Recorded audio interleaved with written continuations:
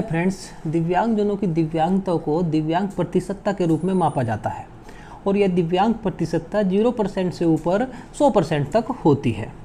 पिछली वीडियो में आपने भली भांति इस चीज़ को जाना। आज की वीडियो में मैं आपको बताना चाहूँगा कि अगर कोई 10% की दिव्यांगता रखता है तो क्या उसको दिव्यांग माना जाएगा? नहीं।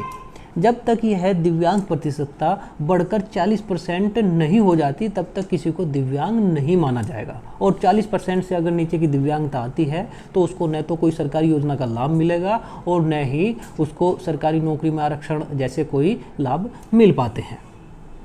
अब मैं आपको एक उदाहरण से बताना चाहूँगा। अगर किसी व्यक्ति की हाथ की 4 उंगलियाँ कटी है तो उसकी दिव्यांगता 25% आएगी और उसको दिव्यांग नहीं माना जाता।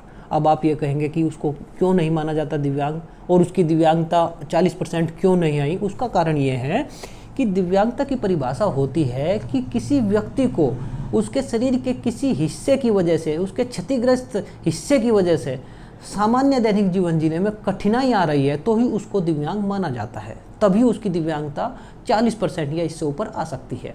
अब आप देखिए, अगर किसी व्यक्ति के हाथ की 4 उंगलियां कटी है तो वह किसी चीज़ को अंगूठे और अंगूठे के ऊपर इतना हिस्सा, जो हथेली का इतना हिस्सा है, उसकी मदद से उठा सकता है तो वह अपना दैनिक जीवन जी लेगा और उसको दिव्यांग नहीं माना जाएगा और इसलिए उसकी दिव्यांगता 40% से कम होकर 25% पर सिमट जाती है।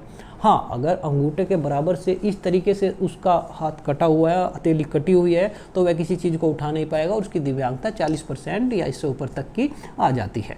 एक दूसरा उदाहरण मैं आपको बताऊंगा। अगर किसी व्यक्ति को एक आंख नहीं है तो भी उसको दिव्यांग नहीं माना जाए, क्योंकि एक आंख का व्यक्ति भी अपना सामान्य दैनिक जीवन जी लेता है।